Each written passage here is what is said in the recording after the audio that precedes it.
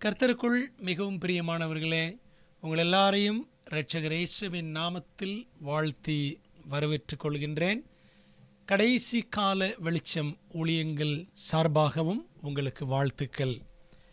தேவனுடைய அற்புதமான வழிநடத்துதலின்படி நாம் அக்கினியின் கீழ் விசுவாசம், ஃபெய்த் அண்டர் ஃபயர் என்ற ஒரு தொடரை ஆராய்ந்து வருகின்றோம். அதில் இன்றைக்கு பாகம் 7ஆம் பாக செய்தியை நாம் கேட்க இருக்கின்றோம். தலைப்பு என்னவென்றால், திவ்ய நோக்கமுள்ள ஜனம், the people of divine purpose என்ற தலைப்பின் கீழே நாம் சத்தியத்தை படிக்க இருக்கின்றோம். நமது கவனத்திற்குரிய முக்கிய வசனங்கள் வெளிப்படுத்தல் 12, 17, 14, 12. அப்பொழுது வலுசற்பமான ஸ்திரீயின் மேல் கோபம் கொண்டு தேவனுடைய கற்பனைகளை கைக்கொள்ளுகிறவர்களும் இயேசு கிறிஸ்துவை குறித்து சாட்சியை உடையவர்களாகிய அவளுடைய சந்ததியான மற்றவர்களுடனே யுத்தம் பண்ண போயிற்று. தேவனுடைய கற்பனைகளையும் இயேசுவின் மேல் உள்ள விசுவாசத்தையும் காத்து கொள்ளுகிறவர்களாகிய பரிசுத்தவான்களுடைய பொறுமை இதிலே விளங்கும் என்று கூறினான் என்பதாக நாம் வாசிக்கிறோம். பரமேறி செல்லும் கிறிஸ்துவை பரிசுத்த அமைதியுடன் அண்ணாந்து பார்த்து கொண்டிருந்த சீஷர்களின் முன்னே 2 தூதர்கள் மகிமை பிரகாசத்துடன் தோன்றி இரட்சகரின் மாட்சிமையான 2ஆம் வருகை நிச்சயத்தை தந்ததை அப்போஸ்தலர் 1:10-11 வசனங்களிலே நாம் வாசிக்கிறோம். அந்த வசனம் என்ன சொல்லுகிறது பாருங்கள். அவர் போகிற போது அவர்கள் வானத்தை அண்ணாந்து பார்த்து கொண்டிருக்கையில், இதோ வெண்மையான வஸ்திரம் தரித்தவர்கள் 2 பேர் அவர்கள் அருகே நின்று, கலிலேயராகிய மனுஷரே, நீங்கள் ஏன் வானத்தை அண்ணாந்து பார்த்து நிற்கிறீர்கள்? உங்களிடத்து நின்று வானத்துக்கு எடுத்துக்கொள்ளப்பட்ட இந்த இயேசுவானவர் எப்படி உங்கள் கண்களுக்கு முன்பாக வானத்துக்கு எழுந்தருளி போனாரோ அப்படியே மறுபடியும் வருவார் என்றார்கள் என்று நாம் வாசிக்கிறோம். தூதர்களின் வார்த்தையால் அவர்களுக்கு புதுவித நம்பிக்கை பிறந்தது. உள்ளங்களில் புதுவித சந்தோஷம் பொங்கி வழிந்தது. ஏனெனில் கலிலேயாவின் தெருக்களில் நடந்து தெரிந்த அதே இயேசு ஒரு நாள் மகிமையுடன் திரும்பி வருவார். வியாதியஸ்தர்களை சுகமாக்கி, குருடர்களின் கண்களை திறந்து, செவிடர்களின் செவிகளை கேட்க வைத்து, ஊமையர்களை பேச வைத்து, பிசாசின் பிடியில் அகப்பட்டவர்களை விடுவித்த அதே இயேசு திரும்ப வருகிறார். விபச்சாரக்காரரை மன்னித்து, பாவிகளை விடுவித்து, நம்பிக்கை இழந்தோருக்கு நம்பிக்கை ஈந்த அதே இயேசு மீண்டும் வருகிறார். அவர் அவர்களை மறப்பதில்லை. தம் வாக்கு தத்தத்தை நிறைவேற்றாமல் அவர் விடுவதும் இல்லை. என்ன வாக்குத்தத்தம் தேவன் கொடுத்திருக்கிறார்? யோவான் 14ஆம் அதிகாரம் முதல் 3 வசனங்களிலே மகிமையான வாக்குத்தத்தங்களை அவர் பரமேறி செல்வதற்கு முன்பதாக கொடுத்தாரே, அதை எவரால் மறக்க முடியும்? பாருங்கள், உங்கள் இருதயம் கலங்காதிருப்பதாக. தேவனிடத்தில் விசுவாசமாயிருங்கள், என்னிடத்திலும் விசுவாசமாயிருங்கள். என் பிதாவின் வீட்டில் அநேக வாசஸ்தலங்கள் உண்டு. அப்படி இல்லாதிருந்தால் நான் உங்களுக்கு சொல்லியிருப்பேன். ஒரு ஸ்தலத்தை உங்களுக்காக ஆயத்தம் பண்ண போகிறேன். நான் போய் உங்களுக்காக ஸ்தலத்தை ஆயத்தம் பண்ணின பின்பு நான் இருக்கிற இடத்துல நீங்களும் இருக்கும்படி நான் மறுபடியும் வந்து உங்களை என்னிடத்தில் சேர்த்து கொள்ளுவேன் என்று நம்முடைய இரட்சகர் கூறியிருக்கிறார்.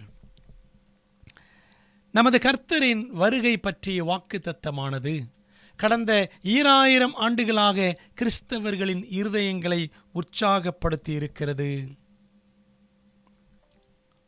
சோர்வூட்டும் தருணங்களில் அவர்களை ஊக்கத்தால் நிறைத்திருக்கிறது.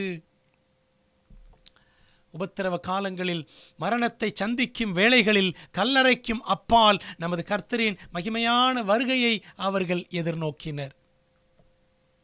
கர்த்தரின் மகிமையான 2ஆம் வருகையை ஆனந்த பாக்கியமான நம்பிக்கை, தி பிளஸட் ஹோப் என்று பவுல் குறிப்பிடுகிறார். தீத்து 2ஆம் அதிகாரம் 13ஆம் வசனத்தில் நாம் அதை வாசிக்கிறோம். வருகையையும் வருகையின் இயக்கத்தையும் பற்றி நாம் ஜெபத்துடன் படிப்போமா? எங்கள் அன்புள்ள நல்ல ஆண்டவரே, இந்த நாளிலே நாங்கள் ஒன்று கூடி உம்முடைய சத்தியங்களை கற்றுக்கொள்ள வந்திருக்கிறோம். தேவரீர் எங்களோடு பேசும். உம்முடைய நல்ல ஆவியானவர் கொண்டு எங்களை சகல சத்தியத்திற்குள்ளும் நீ தொடர்ந்து நடத்தும்படி ஒப்படைக்கிறோம். கர்த்தாவை சொல்லும் அடியார்கள் கேட்கிறோம். நீர் பெருகவும் நாங்கள் சிறுகவும் கிருபை தாரும். இயேசுவின் மூலம் ஜெபிக்கிறோம் நல்ல பிதாவே, ஆமென். மகிழ்வித்த நம்பிக்கை. அன்பானவர்களே, நான் பார்த்தோம் ஆனந்த பாக்கியமான நம்பிக்கை. அந்த நம்பிக்கை அவருடைய பிள்ளைகளை மகிழ்வித்தது. பயங்கரமான உபத்திரவங்களின் மத்தியில் விசுவாசமிக்க வால்தென்ஷியர்களை மகிழ்வித்தது எது? ஹஸ், ஜெரோம், டிண்டேல், லாட்டிமர் இன்னும் அநேக மத்திய கால இரத்த சாட்சிகள், இருண்ட கால இரத்த சாட்சிகள் நெருப்பையும் பட்டயத்தையும் தைரியத்துடன் சந்திக்க வைத்தது எது? கல்லறைக்கும் அப்பால் கர்த்தரின் ராஜ்யத்தை பார்க்க வைத்தது எது? நெருப்புக்கும் அப்பால் நித்தியத்தை பார்க்க வைத்தது எது? மரணத்தை வென்று மகிமையின் தேசம் சென்ற மகாதேவன் இயேசு கிறிஸ்து தாம் வாக்குரைத்தபடியே ஒரு நாள் மீண்டும் திரும்பி வருவார் என்ற நம்பிக்கையே அவர்களுக்கு அவ்வளவு ஊக்கத்தை கொடுத்தது. கிறிஸ்துவின் உயிர்த்தெழுதலில் மரணம் ஒரு தோற்கடிக்கப்பட்ட சத்துருவாயிற்று. இத்தகைய துணிச்சல் மிக்க ஆண்களும் பெண்களும் தேவ வார்த்தையின் வாக்குத்தத்தங்களை பற்றி கொண்டனர். 1 தெசலோனிக்கே 4ஆம் அதிகாரம் 16-17 வசனங்களை அவர்கள் விசுவாசித்து வாஞ்சையுடன் வருகைக்காக காத்திருந்தனர். வசனம் என்ன சொல்லுது பாருங்க. ஏனெனில் கர்த்தர்தாமே ஆரவாரத்தோடும் பிரதான தூதனுடைய சத்தத்தோடும் தேவ எக்காலத்தோடும் வானத்திலிருந்து இறங்கி வருவார். அப்பொழுது கிறிஸ்துவுக்குள் மரித்தவர்கள் முதலாவது எழுந்திருப்பார்கள். பின்பு உயிரோடு இருக்கும் நாமும் கர்த்தருக்கு எதிர்கொண்டு போக மேகங்கள் மேல் அவர்களோடு கூட ஆகாயத்தில் எடுத்துக்கொள்ளப்பட்டு இவ்விதமாய் எப்பொழுதும் கர்த்தருடனே கூட இருப்போம் என்று பவுல் சொல்லுகிறார். மகா கொடிய உபத்திரவங்களின் மத்தியில் நமது கர்த்தரின் வருகையின் மீதான நம்பிக்கையில் அவர்கள் உறுதியாக இருந்தனர். மகிமையின் மேகங்களுடன் இயேசு திரும்பி வருவதை காணும் வாஞ்சையால் அவர்கள் இருதயங்கள் துடித்தன. அன்று வருவார் என்ற ஏக்கம் அவர்களுக்குள்ளாக இருந்தது.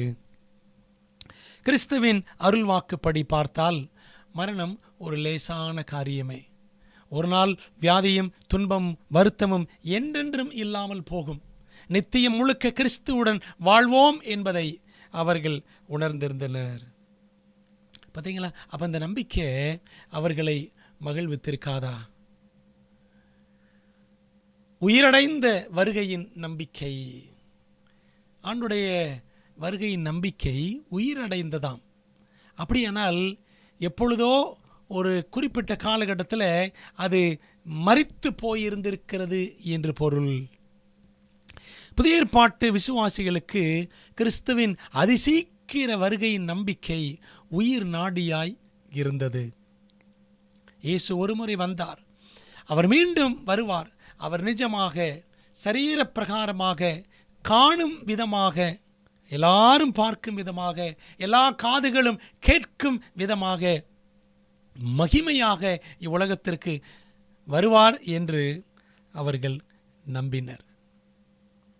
அவர்களுக்கு கிறிஸ்துவின் வருகை இரகசியமான அல்லது மௌனமான சம்பவமாக இருக்கவில்லை. அன்பானவர்களே, 1ஆம் நூற்றாண்டு கிறிஸ்தவர்கள் விசுவாசிகள் இயேசு கிறிஸ்து இரகசியமாக வருவார் என்ற கொள்கையை அவர்கள் பெற்றிருக்கவில்லை. இது எப்படி வந்துச்சு நம்ம பார்க்கலாம். வெளியாகமத்தில் வருகையின் முன்னறிவிப்புகளை பாருங்கள். இதோ மேகங்களுடனே வருகிறார், கண்கள் யாவும் அவரை காணும். வெளிப்படுத்தல் 1:7 வாசிக்கிறோம். அதுபோல் வெளிப்படுத்தல் 11:15 7ஆம் தூதன் எக்காலம் ஊதினான். அதான் கடைசி எக்காலம். அப்பொழுது உலகத்தின் ராஜ்யங்கள் நம்முடைய கர்த்தருக்கும் அவருடைய கிறிஸ்துவுக்கும் உரிய ராஜ்யங்களாயின. அவர் சதா காலங்களிலும் ராஜ்யபாரம் பண்ணுவார் என்னும் கம்பீர சத்தங்கள் வானத்தில் உண்டாயின. பார்த்தீங்களா, ஆண்டோட வருகையில் 7ஆம் எக்காலம் ஊதப்படும் காலத்தில் கம்பீர சத்தங்கள், ரகசிய வருகை கிடையாது. அவர் ராஜாதி ராஜாவாக கர்த்தாதி கர்த்தாவாக நீதியாய் நியாயந்திருக்க வருகிறார் என்று வெளிப்படுத்தல் 19ஆம் அதிகாரத்தில் நாம் வாசிக்கிறோம். ஆகவே வெளிப்படுத்தல் முழுக்க ஆண்டோட வருகையை குறித்து நாம் படித்தால் எத்தனை ஆச்சரியம் பாருங்கள். ஆயினும் காலம் செல்ல செல்ல, யுகங்கள் நெடுகிலும் தேவ வார்த்தையில் உள்ள இத்தகைய வாக்கு தத்தங்களே விசுவாசிகளின் இதயங்களை நம்பிக்கையால் நிறைத்திருந்தது. அப்படியே அந்த நம்பிக்கை இருந்துக்கிட்டே இருந்துச்சு. ஆனால் போக போக அன்றைய கிறிஸ்தவர்களின் நம்பிக்கை ஒளி மங்கியது. கிறிஸ்து வரவில்லை. அவர்களது விசுவாசம் தளர்ந்தது. 1ஆம் நூற்றாண்டிலேயே, பவுல் காலத்திலேயே அநேகர் என்ன செய்தார்கள்? இயேசுவின் 2ஆம் வருகையை எதிர்பார்த்தார்கள். உலகின் காரியங்களில் மூழ்கி நித்தியத்தின் மீதான பார்வையை இழந்தனர். இப்படி எதிர்பார்த்துட்டு இருந்தவங்க கடைசியில் தங்களுடைய நம்பிக்கையை தளர விட்டார்கள். உலக காரியங்களிலே மூழ்கினார்கள். வருடங்கள் சதாப்தங்களாகவும் சதாப்தங்கள் நூற்றாண்டுகளாகவும் நீண்டன. 10 வருஷம், 20 வருஷம், அப்படி 100 ஆண்டுகள், நூற்றாண்டுகள் என்று ஆகிவிட்டது.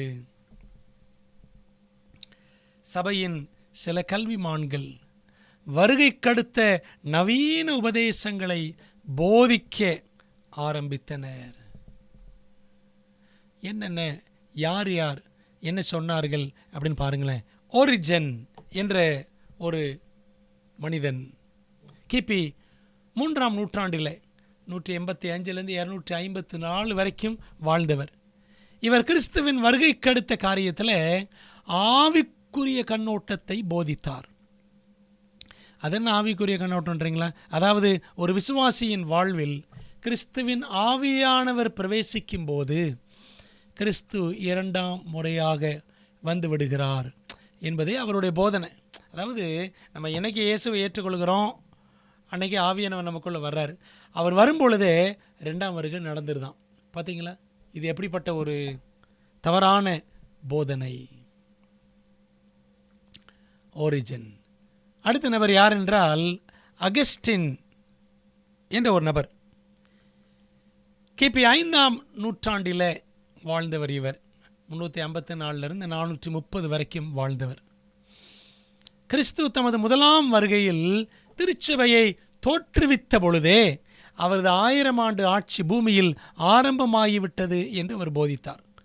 1000 வருட அரசாட்சி எப்போங்க வரும்? பைபிள் படி 2ஆம் வருகையின் சமயத்தில் தான் அது ஆரம்பிக்கும், மில்லனியம். ஆனால் இவர் என்ன சொல்றார் பாருங்க, அவருடைய முதலாம் வருகையில் திருச்சபையை ஆரம்பித்த பொழுதே, அப்போஸ்தல திருச்சபை, அப்போவே 1000 ஆண்டு ஆட்சி பூமியில் ஆரம்பமாயிடுச்சான். அன்பானவர்களே, இப்படி போதித்த இந்த நபர்கள் எல்லாருமே கத்தோலிக்கத்தின் பின்னணியிலிருந்து வந்தவர்கள். இதே பின்னணியில் இருந்துதான் இரகசிய வருகை என்ற குழப்ப உபதேசமும் வந்திருக்கிறது என்பது அநேகருக்கு தெரியாது. அன்பானவர்களே, வேத ஆதாரமற்ற இத்தகைய 2ஆம் வருகை சம்பந்தமான போதனைகளால் நமது கர்த்தரின் வருகை குறித்த வைராக்கியம் திருச்சபையிலிருந்து பெருமளவில் மறைந்து போனது. அவரது வருகைக்கு தனிப்பட்ட முறையில் ஆயத்தமாவதன் அவசரமும், அவரது வருகைக்கு முன்பாக உலகை எச்சரிக்க வேண்டும் என்ற ஆர்வமும் தணிந்து போனது. நூற்றாண்டுகள் செல்ல செல்ல வேதாகமத்தின் இந்த மையமான உபதேசத்தின், அதாவது 2ஆம் வருகை என்ற இந்த மையமான உபதேசத்தின் மீது இருந்த கவனம் காணாமல் போனது. அப்போ ஆண்டவர் என்ன செய்கிறாரு? அப்படியே விட்டுருவாரா? இல்லை. அவர் தமது வார்த்தையிலிருந்து ஒளி பிரகாசிக்கும்படி செய்தார். 1700 1800களில் வேத வசன வாஞ்சை மிக்க மனிதர்கள் மீது வருகையின் சத்தியம் குறித்த ஒளி பிரகாசித்தது. வேத வசனங்களை அவர்கள் ஆராய்ந்த போது நமது கர்த்தரின் இரண்டாம் வருகை வேதாகமத்தில் 1500 இடங்களில் சொல்லப்பட்டிருப்பதை கண்டறிந்தனர். புதிய ஏற்பாட்டில் 300 இடங்களுக்கு மேல் அல்லது 25 வசனங்களுக்கு ஒரு முறை இரண்டாம் வருகை பற்றி பேசப்பட்டுள்ளது. இந்த விசுவாசமிக்க வேத மாணாக்கர்கள் தானியேல் மற்றும் வெளிப்படுத்தல் ஆகிய தீர்க்க தரிசன புத்தகங்களையும் ஆராய ஆரம்பித்தனர். தேவன் ஒரே நேரத்தில் உலகத்தின் வெவ்வேறு பகுதிகளில் உள்ள மனிதர்களின் உள்ளங்களில் பலமாய் கிரியை செய்தார். பெரும்பான்மையான கிறிஸ்தவ தலைவர்கள் தீர்க்க தரிசன ஆராய்ச்சியை வேண்டாம் என்று தள்ளிய போது, வேறு சிலர் நாட்கள் கணக்கில் வருடக்கணக்கில் தீர்க்க தரிசனங்களை ஆராய்ந்தனர். கிறிஸ்து சீக்கிரம் வருகிறார் என்ற உண்மை அவர்களை ஆழமாய் அசைத்தது. அப்படி ஆழமாய் அசைக்கப்பட்டவர்களில் ஒரு சிலர் பற்றி நாம் பார்க்கலாம். முதலாவது யார் என்றால் ஜொஹான் பெட்ரி என்ற ஒரு நபர். 1745 1803 வரைக்கும் வாழ்ந்தவர். ஜெர்மனியில் இவர் போதகராக பணியாற்றிய காலத்தில் தானியேல் தீர்க்க தரிசனங்களை பற்றி ஆராயவும் எழுதவும் ஆரம்பித்தார். தானியேலில் உள்ள கால கணக்குகள் கிறிஸ்துவின் வருகை சமீபம் என்று காட்டுவதாக நம்பினார். அன்பானவர்களே, தானியேல் புத்தகத்தில் 5 கால கணக்குகள் இருக்கின்றன. உங்களுக்கு ஞாபகம் இருக்கிறதா? 1260 நாட்கள், 1290 நாட்கள், 1335 நாட்கள், 2300 ராப்பகல், இன்னும் 70 வார தீர்க்க தரிசனம் அப்படின்னு 5 கால கணக்குகள். இதெல்லாம் இந்த முன்னோடிகள் படித்தார்கள், ஆராய்ந்தார்கள். அதில் இந்த ஜொஹான் பெட்ரி என்பவரும் ஒருவர். இன்னொரு நபர் யார் என்றால் ஜொஹான் பெங்கல். 1687 1752 வரைக்கும் வாழ்ந்தவர். ஜொஹான் பெட்ரிக்கு 50 ஆண்டுகளுக்கு முன்பு வாழ்ந்தவர் இவர். ஜெர்மனியின் பிரபலமான இறையியலாளராக, தியாலஜியன், வேத அறிஞராக திகழ்ந்தவர். தீர்க்க தரிசன ஆராய்ச்சியின் விளைவாக கிறிஸ்துவின் வருகை அதி சமீபம் என்று இவரும் நம்பினார். மூணாவது யாருன்னு பார்த்தீங்கன்னா மேனுவல் லக்குன்சா. 1731 முதல் 1801 வரைக்கும் வாழ்ந்தவர். தென் அமெரிக்காவின் கத்தோலிக்க இயேசு சங்க பாதிரியாரான இவர் ஜெசுட் பிரீஸ்ட் 20 ஆண்டுகளாக இரண்டாம் வருகை மற்றும் தீர்க்க தரிசன வேத பகுதிகளை ஆராய்ந்தார். கிறிஸ்துவின் 2 வருகைகளும் மானிட சரித்திரத்தின் அதிமுக்கிய சம்பவங்கள் என்று இவர் நம்பினார். உண்மைதானே? அவருடைய முதலாம் வருகை முக்கியமானது. மனிதனாக பிறந்தார், நம்முடைய இரட்சிப்புக்காக, நமக்காக சிலுவையில் மரிப்பதற்காக. இரண்டாம் வருகை, அவர் ராஜாதி ராஜாவாக வருவார், நம்ம எல்லாரையும் மீட்டுக்கொண்டு பரலோகம் அழைத்து செல்வதற்காக. இந்த ரெண்டுமே அதிமுக்கியமான சம்பவங்கள் என்று இவர் நம்பினார். ரபி பென் எஸ்ரா என்ற புனை பெயரிலே இந்த மேனுவல் டி லக்குன்சா என்ன செய்கிறார்? ரகசியமாக ஒரு துண்டு பிரசுரத்தை எழுதினார். ஏன்னா இவர் ஒரு கேத்தலிக், ஜெசுட் பிரீஸ்ட். பகிரங்கமாக சத்தியங்களை அவரால் பேச முடியாது, எழுத முடியாது. ரகசியமாக வேறொரு பெயரில் அவர் எழுதுகிறார். வெளிப்படையாக எழுதினால் தாய் சபை, கத்தோலிக்க சபை தன்னை எதிர்க்கும் என்ற எண்ணத்தால் இப்படி அவர் மறைவான பெயரில் எழுதினாராம். அவர் எழுதின அந்த சிறு நூலின் தலைப்பு என்னவென்றால், மகிமை மற்றும் மகத்துவத்தில் மெஸ்ஸியாவின் வருகை, the coming of the Messiah in glory and majesty என்ற ஒரு புத்தகம். அன்பானவர்களே, இது அந்த கால தலைமுறையில் பெரும் தாக்கத்தை ஏற்படுத்தியது. நம்ம அடுத்தபடியாக என்ன பார்க்க போகிறோம் அப்படின்னா, பிரிட்டிஷ் தீவுகளில் வருகையின் சத்தியம். கிறிஸ்துவின் வருகைக்கடுத்த சத்தியம் 1700 மற்றும் 1800களில் பெரிய எழுப்புதலை திருச்சபைகளில் கொண்டு வந்தது அப்படின்னு நம்ம கொஞ்சம் கொஞ்சமாக பார்த்துக்கிட்டு வர்றோம். ஐரோப்பா முழுவதிலும் கர்த்தரின் வருகை பற்றிய தெளிவான செய்திகள் பிரசங்கிக்கப்பட்டன. குறிப்பாக பிரிட்டிஷ் தீவுகளில் இந்த சத்தியம் மிகவும் வல்லமையாக போதிக்கப்பட்டது.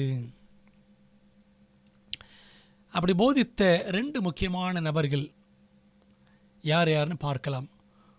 ஒருவர் ஜோசப் வுல்ஃப், இன்னொருவர் எட்வர்ட் ஐர்விங் என்பவர்.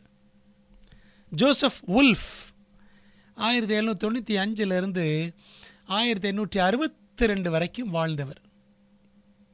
ஜெர்மனியில் யூத ரபி ஒருவரின் மகனாக பிறந்த ஜோசப் சிறு வயதிலேயே உலகின் மெய்யான மேசியாவான இயேசுவை குறித்து ஆழமான கேள்விகளை அவர் சிந்திக்க ஆரம்பித்தார். ஜோசப் வுல்ஃப் என்ன செய்கிறார் அப்படின்னா, ஒரு முறை கிறிஸ்தவ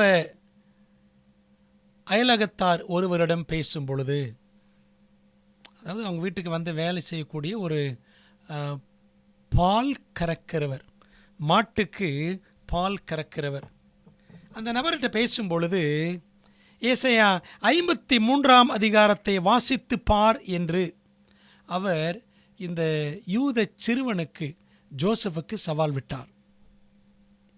அந்த சவாலை இளம் ஜோசப் ஏற்றுக்கொண்டு அதை வாசித்த போது, ஏசாயா 53 அதிகாரத்தை வாசித்த போது, நாசரேத்தின் இயேசுவையே அந்த தீர்க்க தரிசனம் சுட்டி காட்டுவதாக உணர்ந்தார். அப்போ என்ன பண்ணுறார், அதை படிச்சுட்டு தன்னோட அப்பா கிட்ட போய் ஏசாயா 53 அதிகாரத்திற்கு விளக்கம் கொடுங்கள் என்று கேட்டபொழுது, அப்பா மகனை கடுமையாக கண்டித்து அந்த தலைப்பு குறித்து, அதாவது நாசரேத்து ஊரானாகிய இயேசுவை பற்றி பேசவே கூடாது அப்படின்னு கடுமையாக கட்டளையிட்டார். இந்த சம்பவம் மேசியா இயேசுவை பற்றி இன்னும் ஆழமாய் கற்றுக்கொள்ளும் வாஞ்சையை அந்த சிறுவனுக்குள் ஏற்படுத்தியது. ஜோசப் வுல்ஃப் தொடர்ந்து வேதத்தை ஆராய்ந்து கிறிஸ்துவை தனது சொந்த இரட்சகராக ஏற்றுக்கொண்டார். பாருங்க, இவர் ஒரு யூதன், ஆனால் இயேசுவை ஏற்றுக்கொண்டார். யூதர்கள் இயேசுவை ஏற்றுக்க மாட்டாங்க. கிறிஸ்துவின் 2ஆம் வருகைக்கு அடுத்த தீர்க்க தரிசன ஆராய்ச்சியிலும் இறங்கினார். கல்வாரி சிலுவையில் கிறிஸ்துவின் மரணத்தின் மூலமாக மட்டுமே இரட்சிப்பு என்று அவர் போதித்த அதே சமயத்தில் கிறிஸ்துவின் வருகைக்கான ஆயத்தம் பற்றியும் மிக வல்லமையாக பிரசங்கித்தார். அவர் ஒரு இடத்துல இப்படி எழுதி வைத்திருக்கிறார். என்ன எழுதியிருக்கிறார் பாருங்களேன். மெய்யான மேசியாவாம் நாசரேத்தின் இயேசு கைகளிலும் கால்களிலும் ஆணிகளால் கடாவப்பட்டார், அடிக்கப்படும்படி ஆட்டுக்குட்டி போல் கொண்டு போகப்பட்டார், துக்கம் நிறைந்தவராக பாடு அனுபவித்தவராக இருந்தார். ஏசாயா 53 அதிகாரத்தில் படித்ததை அவர் சொல்கிறார். செங்கோலும் சட்டம் கொடுக்கும் அதிகாரமும் யூதாவிடமிருந்து பறிக்கப்பட்டது. இப்படித்தான் அவரது முதலாம் வருகை இருந்தது. மிகவும் வேதனைகளை, அவமானங்களை இயேசு சந்தித்தார். ஆனால் 2ஆம் வருகையிலோ அவர் வானத்து மேகங்களுடன் பிரதான தூதனின் எக்கால சத்தத்துடன் வருவார் என்று அவர் எழுதினார். பார்த்தீங்களா, முதலாம் வருகையில் துக்கம் நிறைந்தவராக பாடு அனுபவித்தவராக இயேசு வந்தார். ஆனால் 2ஆம் வருகையில் துக்கங்களிலிருந்து பாடுகளிலிருந்து நம்மை விடுவிக்கிறவராக அவர் வருவார் என்பதை இங்கே அழகாக சொல்லுகிறார். பிரியமான தேவ பிள்ளைகளே, இந்த நபருக்கு ஒரு சிறப்பு பெயர் என்ன என்றால் உலக மிஷினரி. எப்படி அவருக்கு கிடைத்தது பாருங்களேன். ஜோசப் வுல்ஃப் பல்வேறு மொழிகளில் புலமை பெற்றவர். 6 மொழிகளில் சரளமாக பேசினார். மேலும் 8 மொழிகளில் சரளமாக உரையாடும் திறன் பெற்றிருந்தார். பாருங்க, இப்போ 8 6 14 மொழிகள். சரளமாக பேசுவதற்கு 6 மொழிகள், அப்புறம் ஓரளவுக்கு பேசுவார் 8 மொழிகள் அப்படின்னு நம்ம பார்க்குறோம். அன்பானவர்களே, அப்போது இந்த மொழித்திறனை பெற்ற அவர் ஆசியாவின் கொதிக்கும் பாலைவனங்களில் பயணித்து யூதர்களுக்கும் முஸ்லிம்களுக்கும் இந்துக்களுக்கும் பாரசீகர்களுக்கும் அவர் சத்தியத்தை பிரசங்கித்தார். எந்த ஐரோப்பிய அரசாங்கத்தின் பாதுகாப்பும் இன்றி நாகரீகமில்லாத தேசங்களின் நடுவே பயணித்தபோது துன்பங்களையும் கஷ்டங்களையும் பல தருணங்களில் மரணத்தையும் கூட அவர் சந்திக்க நேரிட்டது. அவரை கைது செய்தனர், கொள்ளையிட்டனர், அடிமையாய் விற்றனர்.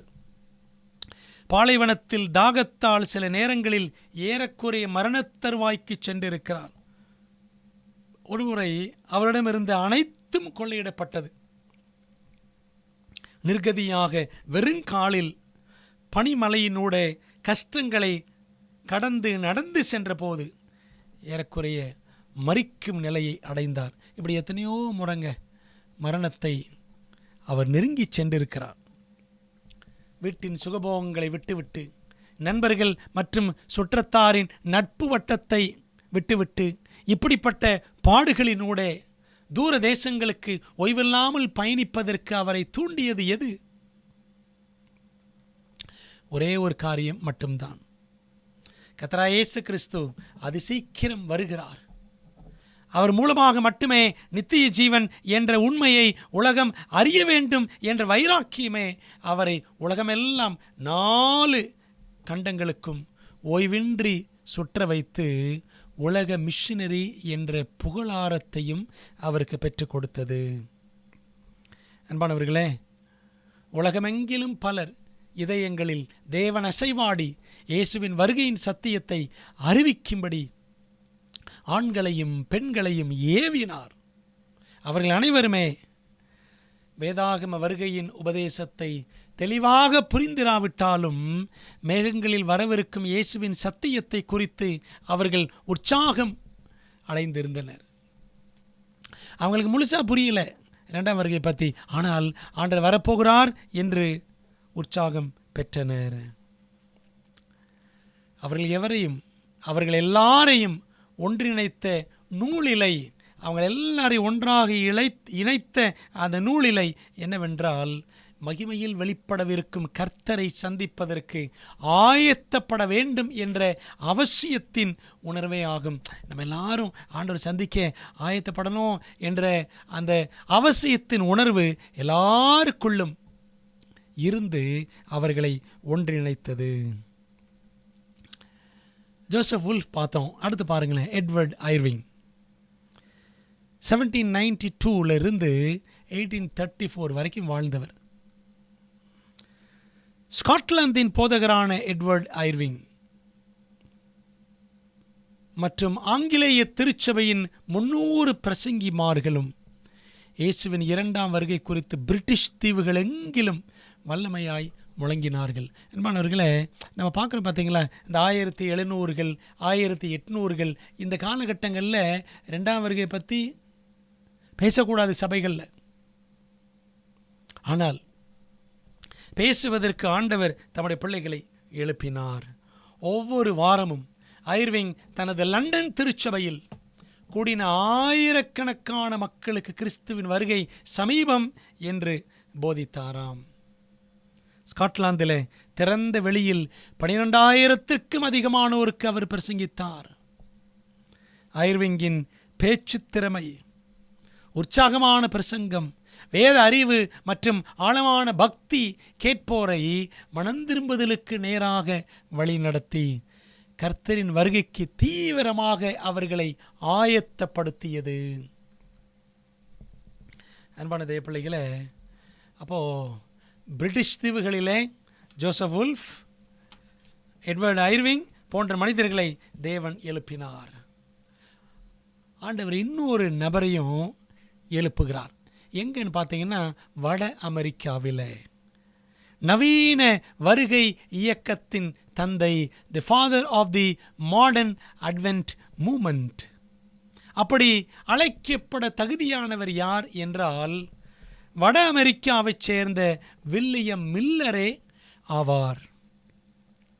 1782 1849 வரைக்கும் வாழ்ந்த தேவ மனிதன். பக்திமிக்க குடும்பத்திலே பக்தி உள்ள தாயாரால் வளர்க்கப்பட்ட இவர் சிறு வயதிலிருந்தே நேர்மை, சிக்கனம், விடாப்பிடியான உறுதி ஆகிய நற்குணங்களின் முக்கியத்துவத்தை கற்றுக்கொண்டார். இப்போ இவங்களுக்குன்னு ஒரு ஃபேமிலி ஃபார்ம் இருந்துச்சு, குடும்ப பண்ணை. அந்த பண்ணையில் சின்ன வயதிலிருந்தே கடினமாக உழைக்க கற்பிக்கப்பட்டார். வாலிபனாக வளர்ந்து விவசாயியாகவும் பின்னர் நீதிபதி மற்றும் துணை மேயராகவும் பணியாற்றினார். அவர் இருந்த பகுதியில், அமெரிக்காவில் மேசச்சூசெட்ஸ் என்ற அந்த பகுதியில் நல்ல மரியாதைக்குரிய, நன்கு அறியப்பட்ட ஒரு நபராக அவர் திகழ்ந்தார். 1812 ஆண்டின் போர் அமெரிக்காவில் நடந்தபோது இராணுவத்தில் கேப்டனாகவும் பணி செய்தவர் வில்லியம் மில்லர். அந்த போர் இளம் படைவீரனான மில்லரின் உள்ளத்தில் ஒரு பெரிய தாக்கத்தை ஏற்படுத்தியது. மரணத்தின் மிக அருகில் வந்த மில்லர் தன் சக படைவீரர்கள் போர்க்களத்தில் தங்கள் தலைகளில் குண்டு துளைக்கப்பட்ட காட்சியை கண்டபோது நித்தியத்தின் நினைவுகளால் விழிப்புணர்வு அடைந்தார். கூட இருந்த அநேகர் அந்த போரிலே பாதிக்கப்பட்டார்கள். அப்போது இந்த மரணம், அந்த பயங்கரமான ஓலம், இந்த சூழ்நிலையெல்லாம் அவர் உள்ளத்தில் ஒரு பெரிய தாக்கத்தை ஏற்படுத்தி நித்தியத்தின் நினைவுகளை அவருக்கு ஏற்படுத்தியது. அப்போ என்ன பண்ணுறாரு, அந்த போர்க்கள பணியிலிருந்து வெளியேறுகிறார். வெளியேறி வாழ்வின் நோக்கம், வாழ்வின் அர்த்தம் என்ன என்றெல்லாம் அவர் ஆராய ஆரம்பித்தாராம். பாருங்களேன், அவர் இருந்த இந்த சமுதாயத்தில் மதிப்பு மிக்க செல்வாக்கு நிறைந்த சில சமுதாய தலைவர்கள் அவங்க ஒரு கொள்கை வச்சுருந்தாங்க. என்ன கொள்கைன்னா டீயிசம் என்ற கொள்கை, வெளிப்படா கடவுள் கொள்கை. அந்த கொள்கை வைத்திருந்தவர்களுக்கு டீயிஸ்ட்ஸ், வெளிப்படா கடவுள் கொள்கைவாதிகள் அப்படின்னு சொல்லுவாங்க. என்ன அர்த்தம் அப்படின்னா, அந்த வெளிப்படா கடவுள் கொள்கை என்னவென்றால், இந்த உலகத்தை ஆண்டவர் தான் படைச்சார், ஆனால் படைச்சிட்டு அப்படியே விட்டுட்டு அவர் எங்கேயோ போயிட்டாரு, அவருக்கும் இந்த உலகத்துக்கும் எந்த சம்பந்தமும் இல்லை என்பதுதான் அந்த கொள்கை. அப்போ என்ன அர்த்தம், அந்த கொள்கைவாதிகள் கடவுளை முழுக்க முழுக்க நம்புவதில்லை. ஆண்டவர் தான் படைச்சார், அவ்வளோதான், அவர் படைச்சதோடு சரி, நம்மளை விட்டுட்டு போயிட்டாரு. அன்பானவர்களே, எத்தனை விபரீதமான கொள்கை பார்த்தீர்களா? அன்பானவர்களே, இந்த கொள்கையினால் வில்லியம் மில்லரும் கொஞ்ச காலம் பாதிக்கப்பட்டார். வேதாகமம் அறியாமை உள்ளவர்களுக்கு மட்டுமே, வேதாகமத்தின் அற்புதங்கள் எல்லாம் கட்டுக்கதைகள் மற்றும் ஜெபம் என்பது உளவியல் ரீதியான மதியீனம் என்று அந்த கொள்கைவாதிகள் நம்பினர். Prayer is a psychological nonsense அப்படின்னு நம்பினாங்களாம். பைபிளை நம்பலை, அவனுடைய அற்புதங்களை நம்பவில்லை, ஜெபத்தையும் நம்பவில்லை. அப்போ என்ன கொள்கை பார்த்தீங்களா? இப்படிப்பட்ட கொள்கையால் மில்லரும் சில காலம் அலைக்கழிக்கப்பட்டார் என்று சரித்திரம் சொல்லுகிறது. இப்படிப்பட்ட சூழலில் ஒரு நாள், ஒரு ஞாயிற்றுக்கிழமை, திருச்சபையின் போதகர் தூர இடத்திற்கு செல்ல வேண்டியது இருந்தது. அவன் என்ன பண்ணுறாரு, தன்னுடைய மகனை அழைத்து அனுப்பி, நீ போய் வில்லி மில்லரை வரச் சொல். ஒரு சனிக்கிழமை அவருக்கு அழைப்பு வருகிறது. ஆகஸ்ட் 13 1831 வருஷம் சனிக்கிழமை அந்த அழைப்பு வருகிறது. என்ன அழைப்புன்னா, அடுத்த நாள் ஞாயிற்றுக்கிழமை காலையில் ஆலயத்தில் நீங்கள் வந்து பிரசங்கம் பண்ண வேண்டும், பிரசங்கத்தை வாசிக்க வேண்டும் என்ற அழைப்பு. அந்த அழைப்பு கொண்டு வருது யாருன்னு பார்த்தீங்கன்னா, இந்த வில்லியம் மில்லருடைய சகோதரியின் மகன். அவருடைய சகோதரியின் கணவர் தான் போதகர், அந்த பேப்டிஸ்ட் திருச்சபையின் போதகர். அவர் எங்கேயும் வெளியில் போயிடுறார். ஆகவே வில்லியம் மில்லர் கஷ்டப்பட்டு சம்மதித்து பிரசங்கம் பண்ணுவதற்காக வந்தார். ஏசாயா 53 அதிகாரத்தை அடிப்படையாய் கொண்ட செய்தியை அவர் வாசிக்கும் பொழுது உணர்ச்சி மிகுந்தவராகி வாசிப்பதை அவர் அப்படியே நிறுத்திவிட்டார். சரிங்களா? அந்த பிரசங்கம் ஏசாயா 53 அதிகாரத்தின் அடிப்படையில் இருந்தது. வாசிச்சாரு, முழுசாக முடிக்க முடியல. யார் அந்த பாடுபடும் ஊழியக்காரனான மேசியா என்பதை அவர் சிந்திக்கலானார். விசுவாச விதைகள் அவரது உள்ளத்தில் வளர ஆரம்பித்தது. கிறிஸ்தவ குடும்பத்தை சேர்ந்தவர் தான், ஆனால் சில கொள்கைவாதிகளோடு சேர்ந்து வழி தவறினார். தேவன் விடலை. ஏசாயா 53 அதிகாரத்தை வைத்து ஆண்டவர் ஜோசப் உல்ஃபை தொட்டார். ஏசாயா 53 அதிகாரத்தை வைத்து ஆண்டவர் வில்லியம் மில்லரை தொட்டார். எத்தனை ஆச்சரியம்! அன்பான தேவ பிள்ளைகளே, தேவனுடைய அன்பின் சூரிய பிரகாசம் இருண்ட அவரது இதயத்தில் பிரகாசிக்க ஆரம்பித்தது. நம்பிக்கை அவர் ஆத்மாவில் முளைத்தெழும்ப தொடங்கியது. இப்படி வேதாகமத்தை வாசித்து நேசிக்க ஆரம்பித்தார். வேதாகமத்தின் மீது மிக அதிகமான அளவில் அவர் காதல் கொண்டார் என்று கூட சொல்லலாம். அப்படி அவர் வேதாகமத்தை நேசித்தபடினால ஒரு மிகப்பெரிய கண்டுபிடிப்பு ஒன்று கண்டுபிடித்தார். மில்லர்ஸ் கிரேட்டஸ்ட் டிஸ்கவரி என்னன்னு பாருங்களேன். வேதாகமத்தை இடைவிடாமல் ஆராய ஆரம்பித்தார் மில்லர். அதன் பக்கங்களில் மன்னிப்பையும் குற்ற உணர்விலிருந்து விடுதலையையும் புதுவாழ்விற்கான வல்லமையையும் அருளும் 10,000களில் சிறந்தவரான ஓர் இரட்சகரை, தெய்வீக சிநேகிதரை அவர் கண்டுபிடித்தார். முதல்ல இயேசுவை கண்டுபிடிச்சாருங்க. நம்ம இயேசுவை கண்டுபிடிச்சிட்டோமா? யோசித்து பார்ப்போம். மணிக்கணக்காக, நாட்கள் மற்றும் வாரக்கணக்காக வேதாகமத்தை அவர் ஆராய்ந்தார். வேதத்தின் ஒரு பகுதி அவருக்கு விளங்காத போது மற்ற பகுதிகளுடன் ஒப்பிட்டு படித்து மனத்தெளிவடைந்தார். வேதத்திற்கு விளக்கம் வேதத்திலேயே இருக்கிறது என்று உணர்ந்தவராக முதல் புத்தகமான ஆதியாகமத்தில் இருந்து அவர் தொடங்கினார். ஒரு வசனத்தை தெளிவாக புரிந்து கொண்ட பின்னரே அடுத்த வசனத்திற்கு செல்வார். தானியேல் மற்றும் வெளிப்படுத்தல் ஆகிய தீர்க்கதரிசன புத்தகங்களை மிகவும் கருத்தூன்றி அவர் படித்தார். காலப்போக்கில் நமது கர்த்தரின் 2ஆம் வருகை பற்றி சத்தியமும் அவர் உள்ளத்தில் கிரியை செய்தது. பூமிக்கு கிறிஸ்துவின் வருகை பற்றிய அநேக வசனங்களை அவர் ஆய்வு செய்து, இப்படி எத்தனை வருஷம் ஆராய்ச்சி பண்ண தெரியுமா? 16 ஆண்டுகள்.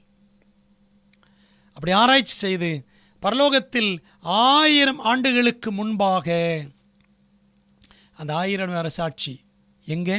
பரலோகத்தில். அந்த ஆட்சி ஆரம்பிக்கும் முன்பாக வல்லமையோடும் மகிமையோடும் கிறிஸ்து வருகிறார் என்ற உண்மையை அவர் கண்டுபிடித்தார். முதல்ல பாருங்க, இயேசுவை கண்டுபிடிச்சாரு. அதுக்கப்புறம் இயேசுவின் வருகையை பற்றி கண்டுபிடிக்கிறார். உலகம் முழுவதிலும் ஏராளமான வேத ஆராய்ச்சியாளர்கள் அதே ஆய்வு முடிவுக்கு வந்திருந்தனர். ஜான் வெஸ்லி கிட்டத்தட்ட அந்த காலகட்டத்தில் இருந்தவர். அவர் என்ன கண்டுபிடிச்சார்னா, 1836 ஆண்டில் 1836 தேவனுடைய ராஜ்யம் ஸ்தாபிக்கப்படும் என்று அவர் நம்பினார். அன்பானவர்கள், இப்படி எத்தனையோ பேர் வேதாமத்தை ஆராய்ந்து ஆண்டோட வருகை அதிசீக்கிரம் என்று கண்டுபிடித்தார்கள். இயேசு கிறிஸ்து மகிமையுடன் வருவது மட்டுமல்ல, அவர் வெகு சீக்கிரம் வருகிறார் என்பதையும் மில்லர் ஆழமாக உணர்ந்து கொண்டார். கிறிஸ்துவின் அதிசீக்கிர வருகை குறித்த சத்தியம் மில்லரின் இதயத்தில் கொழுந்துவிட்டு எரிந்தது.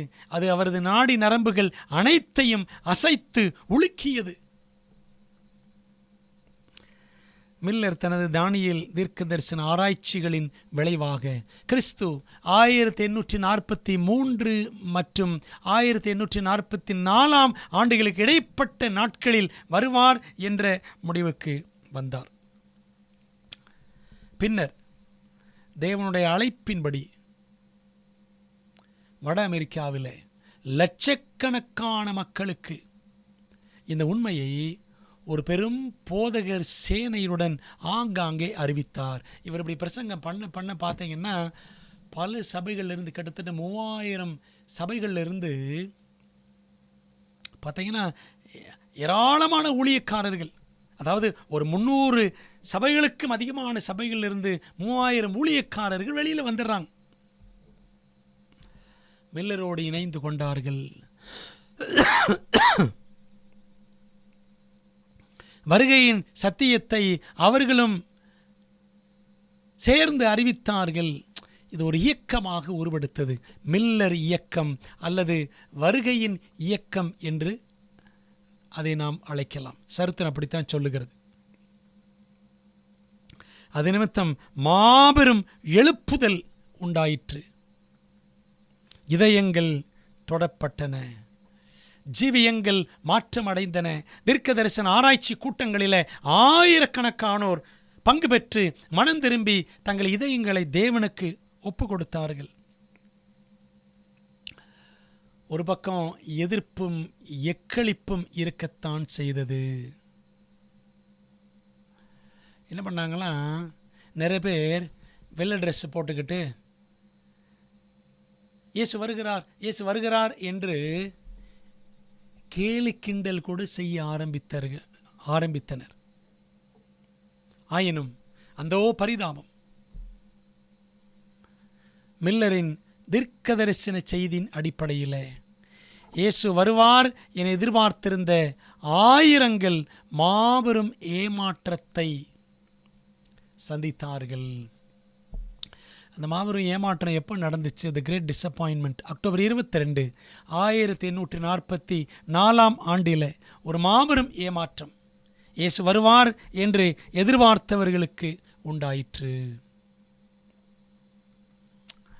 அதனால் வருகை இயக்கத்தினர் சந்தித்த ஏளனமும் அவமானமும் பழிச்சொல்லும் கொஞ்சம் நஞ்சமல்ல. பார்த்தீங்களா, வருகைக்கு முன்னாடியும் வருவார் என்று நம்பினார்களே, அந்த வருகை நாளுக்கு முன்னாடியும் அவர்கள் அவமானங்களை சந்தித்தார்கள். அவர் வராமல் போன பொழுது அந்த ஏமாற்றத்துக்கு அப்புறமும் தேவனுடைய பிள்ளைகள் அவமானங்களை சந்தித்தார்கள். மாபெரும் ஏமாற்ற அனுபவத்திற்கு பின், அது அக்டோபர் 22க்கு அப்புறம், நண்பர் ஒருவர் மில்லரிடம் கேள்வி கேட்டாராம். கிறிஸ்துவின் வருகையை அடுத்து எப்பொழுது எதிர்பார்க்கிறீர்கள்? அதற்கு மில்லர் சொன்னார், வேறொரு நேரத்தை என் மனதில் பதித்திருக்கிறேன். என்ன நேரம் அது? இன்று இன்று இன்றே என்று மில்லர் கூறினார். அன்பான தேவ பிள்ளைகள், ஆண்டவர் இயேசு கிறிஸ்து எப்போ பிறந்தார் அப்படின்னா டிசம்பர் 25 அப்படிலாம் பைபிள் சொல்லலை. நீங்கள் படித்து பாருங்கள். லூக்கா சுவிசேஷத்தில் 2ஆம் அதிகாரம் ரொம்ப அழகாக ஒரு வசனம் சொல்லுது. 2:11, இன்று கர்த்தராகிய கிறிஸ்து என்னும் இரட்சகர் உங்களுக்கு தாவீதின் ஊரிலே பிறந்திருக்கிறார். இன்று. அதே போலதான் வில்லியம் மில்லர் சொன்னார், வேறொரு நேரத்தை என் மனதிலே பதித்திருக்கிறேன், அது இன்று இன்று இன்றே என்று சொன்னார். வில்லியம் மில்லர் கூறிய வார்த்தைகள் மிகவும் சரியானவை, தக்க சமய வார்த்தைகள் என்றுதான் நாம் சொல்ல வேண்டும்.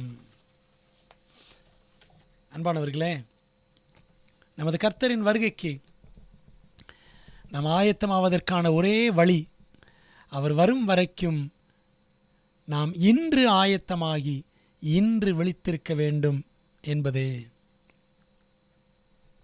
இன்றைய நாள் நம் வாழ்வின் கடைசி நாளாக இருக்கும் என்றால் நாம் அனுபவிக்க போகிற அடுத்த சம்பவம் கிறிஸ்துவின் வருகையே ஆகும். ஒருவேளை கிறிஸ்துவுக்குள் மரிக்கிறோன்னு வச்சுக்கோங்களேன், அடுத்து கண்ணை திறக்கும் பொழுது ஆண்டோடைய வருகையை தான் பார்ப்போம்.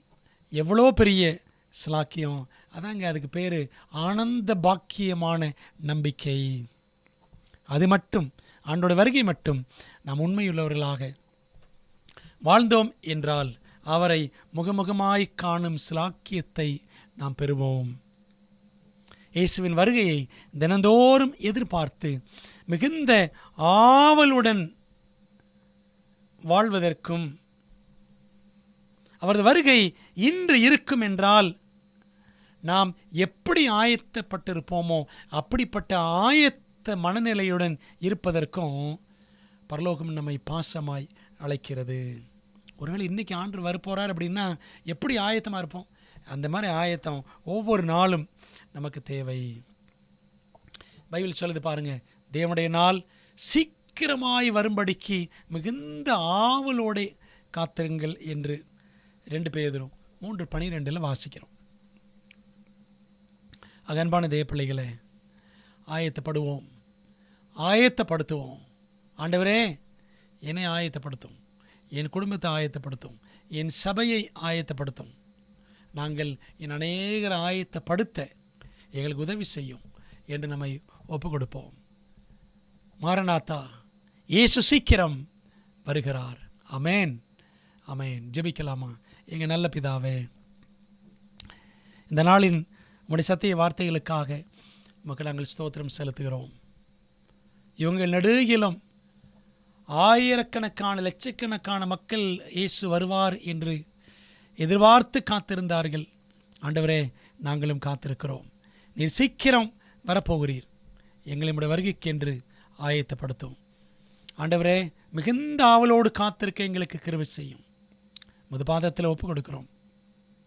கர்த்தர்தாமே இந்த சத்தியத்தை கேட்ட ஒவ்வொருவரையும் தொட்டு எங்கள் ஜீவியங்களை ஆண்டவர் உமது மகிமைக்கென்று மாற்றி நாங்கள் உமக்காய் கனி கொடுக்கிற பிள்ளைகளாக எங்களை இந்த உலகத்தில் பயன்படுத்தும்படி ஒப்பு கொடுக்கிறோம். எங்கள் ஜெபத்தை ஏற்றுக்கொள்ளும், எங்களை ஆயத்தப்படுத்தும். என் அநேகரை ஆயத்தப்படுத்த ஆண்டு எங்களை பயன்படுத்தும். இயேசுவின் நாமத்தில் ஜெபிக்கிறோம், ஜெபங்கேலும் நல்ல பிதாவே. ஆமேன். நம்முடைய கர்த்தராக இருக்கிற இயேசு கிறிஸ்துவின் கிருபையும், பிதாவாகிய தேவனுடைய அன்பும், ஆவியானவரின் ஐக்கியமும் ஆசீர்வாதமும், தேவதூதர்களின் காவலும் வழி நடத்துள்ள நம்ம எல்லாரோடும் இன்னும் என்றும் சதா காலங்களிலும் தங்கியிருப்பதாக. ஆமேன். அன்பானவர்களே, கர்த்தர் உங்களை ஆசீர்வதிப்பாராக. ஆமேன்.